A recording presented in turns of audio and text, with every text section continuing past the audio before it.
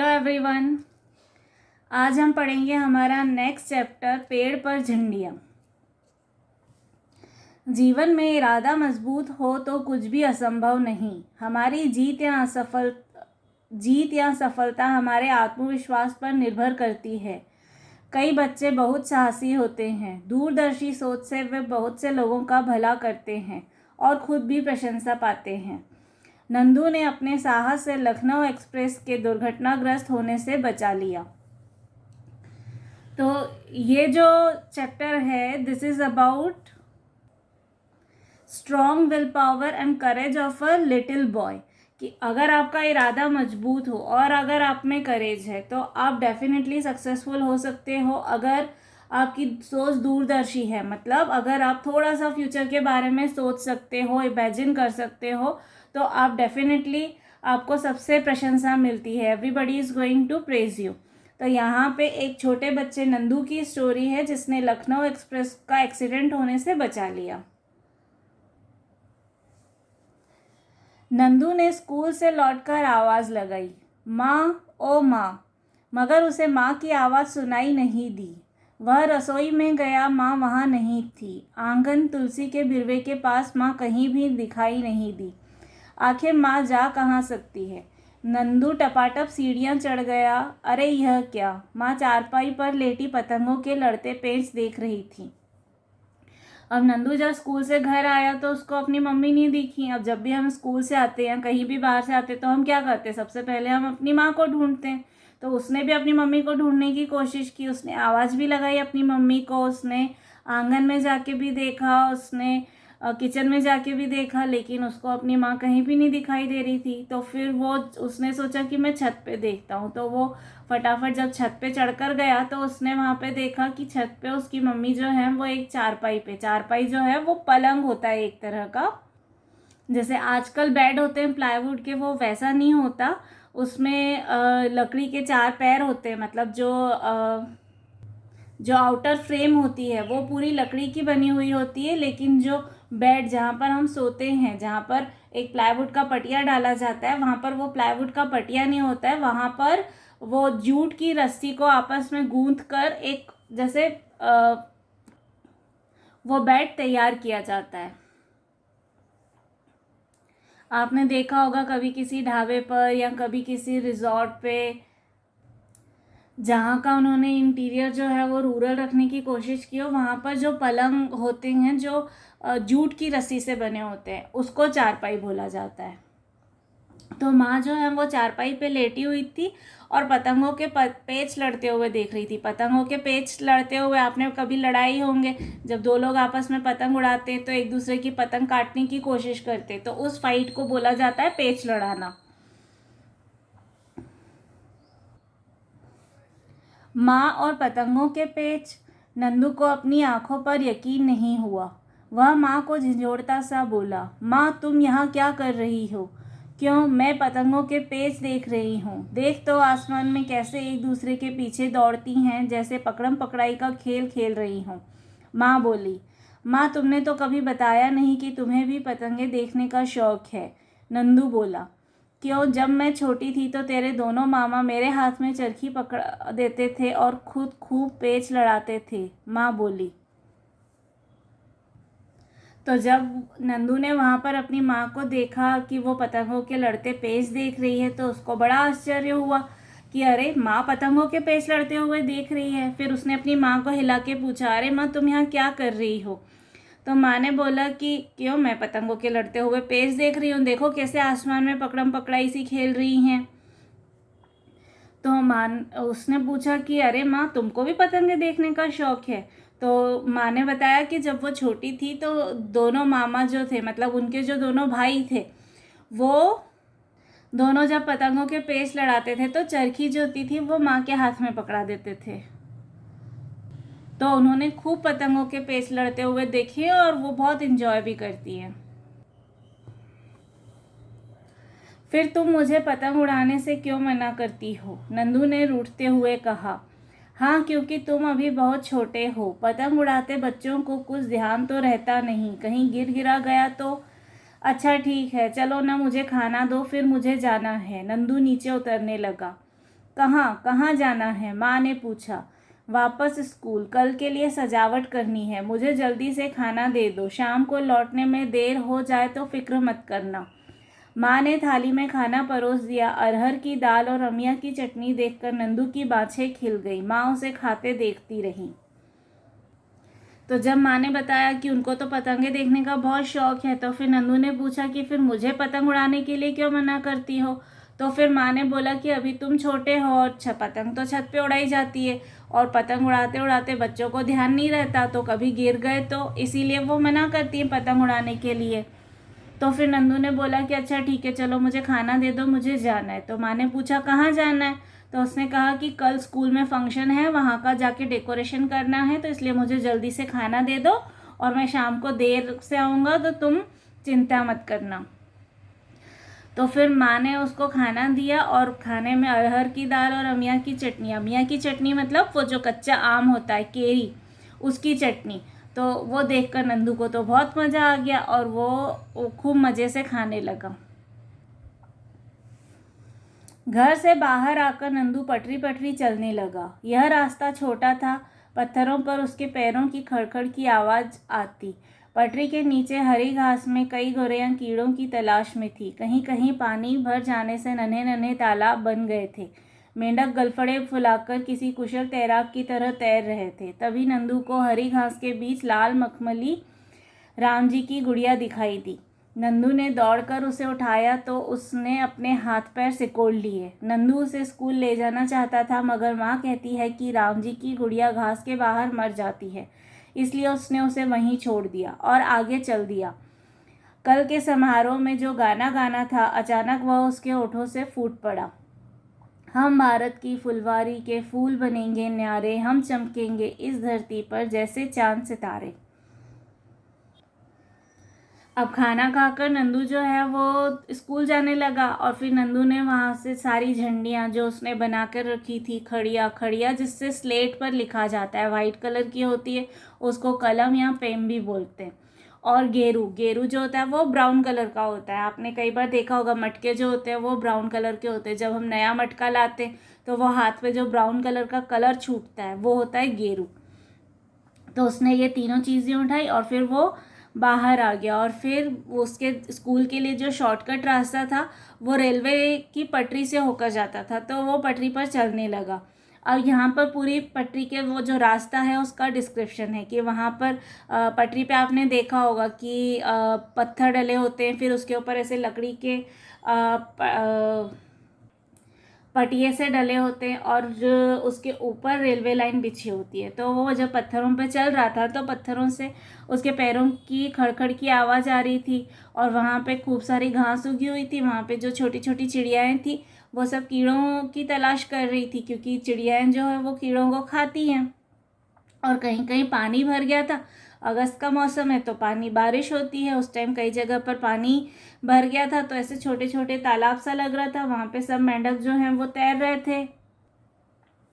फिर उसको घास में ना राम जी की गुड़िया दिखाई दी। राम जी की गुड़िया जो होती है वो एक रेड कलर का ऐसे छोटा कीड़ा होता है। तो नंदू ने उसको उठा लिया, तो वो ऐसे सिकुड़ गई, वो डर गई होगी, तो वो ऐसे सिकुड़ गया, उसने अपने हाथ पैर सिकोड़ लिए।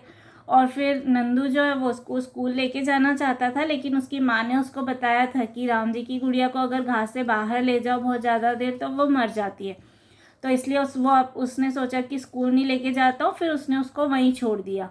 और फिर उसको जो नेक्स्ट डे के फंक्शन में जो गाना गाना था वो उसकी प्रैक्टिस करने लगा। जब भी हमारे स्कूल में कभी कोई फंक्शन होता है और अगर हम कुछ सिंगिंग या डांसिंग कर रहे होते तो हम प्रैक्टिस करते हैं, तो ऐसे ही नंदू भी जो है वो प्रैक्टिस करने लगा।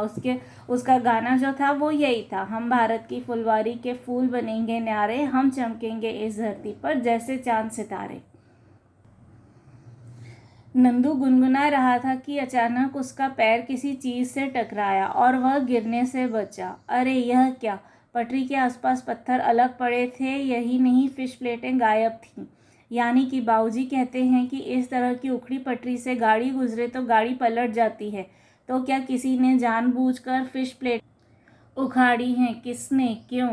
और समय? नंदू ने के पास घड़ी नहीं थी, उसने सूरज की तरफ देखा। उसका मतलब इसका मतलब 2:30 बजा है, लखनऊ एक्सप्रेस के आने का समय। अचानक उसके पैरों के पास तार खींचे और सिग्नल डाउन हो गया। ओह, तो अब इतना समय भी नहीं कि वह स्टेशन मास्टर को जाकर इस बारे में कुछ बता सके। अब क्या होगा? लखनऊ एक्सप्रेस हमेशा इतनी भरी चलती है, कितने लोग मर जाएंगे, घायल होंगे, उनका स्वतंत्रता दिवस कितना बुरा होगा और उनके नाते रिश्तेदार हमेशा इस दिन के बारे में कितना बुरा बुरा सोचेंगे। अब नंदू जो है गाना गाते हुए अपनी धुन में चला जा रहा था कि अचानक उसका पैर किसी चीज़ से टकराया। उसने जैसे ही नीचे देखा, वहाँ पे फिश प्लेटें गायब थी। फिश प्लेटें वही जो अभी मैंने आपको बताया ना, वो लकड़ी के बड़े बड़े पटिए लगे होते हैं। रेलवे लाइन बिछाने से पहले पत्थर डालते हैं, फिर लकड़ी के पटिए होते और उसके ऊपर रेलवे लाइन बिछाई जाती है। तो वो लकड़ी के बड़े बड़े पटिए जो थे वो गायब थे और उसके पापा ने उसको बता रखा था कि अगर ऐसी किसी पटरी से जहाँ पर फिश प्लेटें गायब है, अगर वहाँ से कोई गाड़ी गुजर जाए तो वो गाड़ी का एक्सीडेंट हो सकता है, वो गाड़ी जो है वो पलट सकती है। तो उसको बड़ा आश्चर्य हुआ कि किसी ने क्या जानबूझकर कोई एक्सीडेंट करने की कोशिश की है। अब वो सोचने लगा। फिर उसके दिमाग में नेक्स्ट क्वेश्चन आया कि टाइम क्या हुआ है। अब उसके पास घड़ी तो नहीं थी, लेकिन सूरज की जो लोकेशन है उसको देखकर उसने अंदाज़ा लगाया कि अभी 2:30 बजा होगा। जैसे सूरज जो है आपको पता है कि मॉर्निंग में ईस्ट से निकलता है और इवनिंग में वेस्ट को सनसेट होता है। तो ईस्ट से वेस्ट तक जाने के लिए सूरज को करीब 12-13 घंटे लगते हैं। तो सन की पोजीशन उस टाइम स्काई में क्या है उसको देखकर हम अंदाज़ा लगा सकते हैं कि उस टाइम क्या हुआ होगा। तो ऐसे ही नंदू ने भी अंदाज़ा लगाया कि अभी तो 2:30 बजी होगी। तो फिर उसको याद आया कि ये तो लखनऊ एक्सप्रेस आती है इस टाइम पर, और लखनऊ एक्सप्रेस में तो हमेशा बहुत भीड़ होती है। तो फिर अचानक से ना उसके पैरों के पास से तार खींचे और सिग्नल डाउन हुआ। जब भी कोई ट्रेन आती है तो उसके लिए सिग्नल लगता है, तो अचानक से सिग्नल आ गया। तो अब उसके पास इतना टाइम भी नहीं था कि वो स्टेशन जाए और वहाँ पर स्टेशन मास्टर को जाके उनको इस चीज़ की इन्फॉर्मेशन दे। तो वो सोचने लगा कि अब क्या करूँ, क्योंकि लखनऊ एक्सप्रेस में इतनी भीड़ होती है, अगर कोई एक्सीडेंट हुआ तो बहुत सारे लोग मर जाएंगे, उनका तो पूरा इंडिपेंडेंस डे ही ख़राब हो जाएगा और जो उनके रिश्तेदार होंगे उनको कितना बुरा लगेगा। जब भी कभी हमारा इंडिपेंडेंस डे आएगा तो उनको हमेशा ये बुराई टाइम याद आएगा। दूर उसे एक बड़ा काला गोला अपनी तरफ रेंगता दिखाई दिया। गाड़ी आ रही थी। कैसे गाड़ी रुके इसके पास कोई उपाय न था। अचानक उसकी नज़र बिल्कुल पटरी के पास लगे कीकर के पेड़ पर पड़ी। कांटेदार कीकर का पेड़। नंदू उस पर चढ़ने लगा। उसके सारे शरीर में कांटे चुभ गए, खून बहने लगा, लेकिन किसी भी तरह गाड़ी को रोकना था, लोगों की जान बचानी थी। फिर उसने अपनी लाल झंडियों को एक जगह इकट्ठा किया और उन्हें ज़ोर ज़ोर से हिलाने लगा। नंदू को लगा कि गाड़ी नहीं रुकी, लेकिन गाड़ी एकदम बढ़कर किचकिचाकर रुक गई। ड्राइवर के एक साथी ने नंदू को झंडियां हिलाते देख लिया था।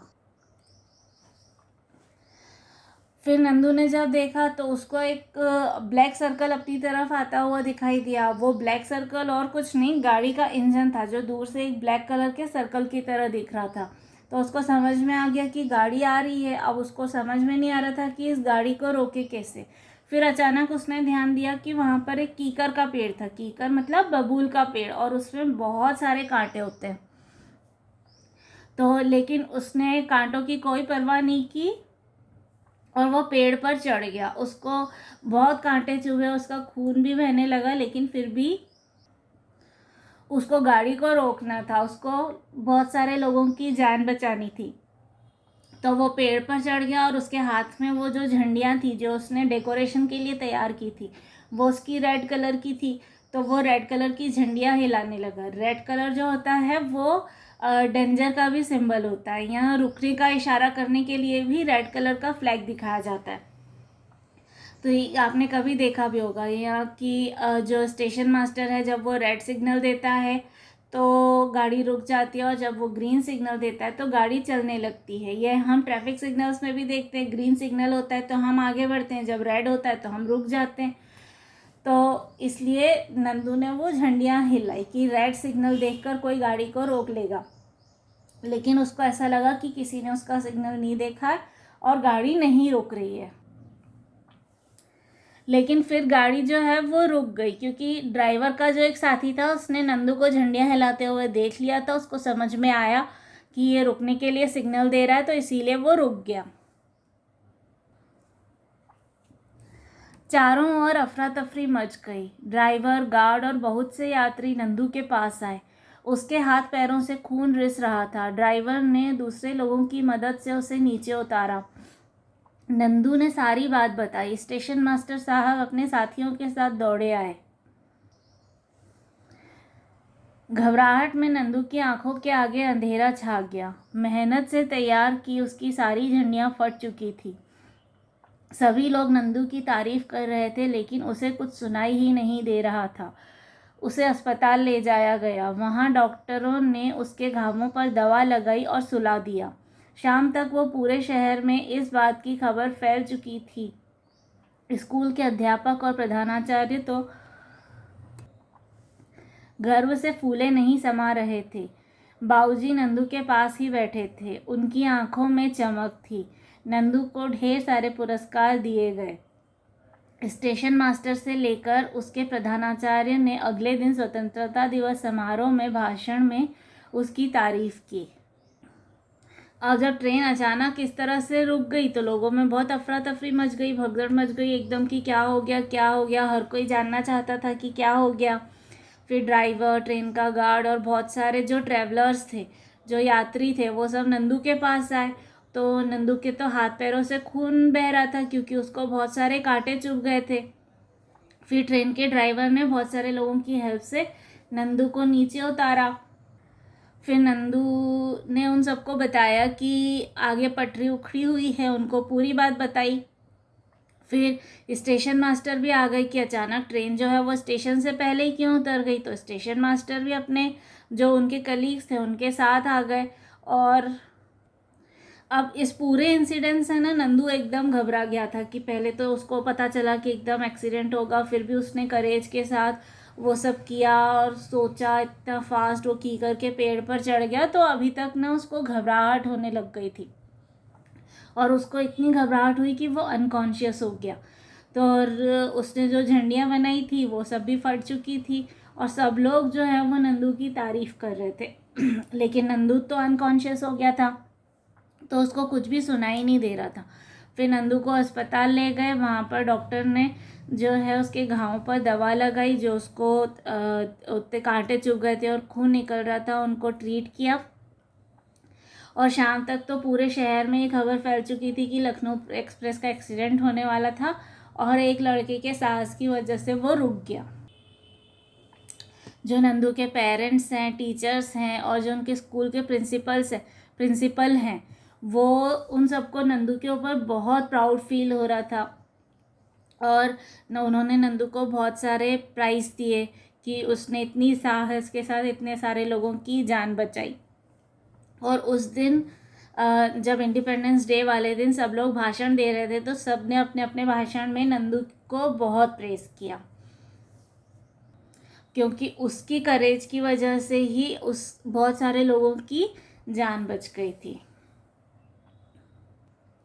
तो ये था आज का हमारा चैप्टर पेड़ पर झंडियाँ। If you have any doubt or query you can ask me in comment box. Thank you.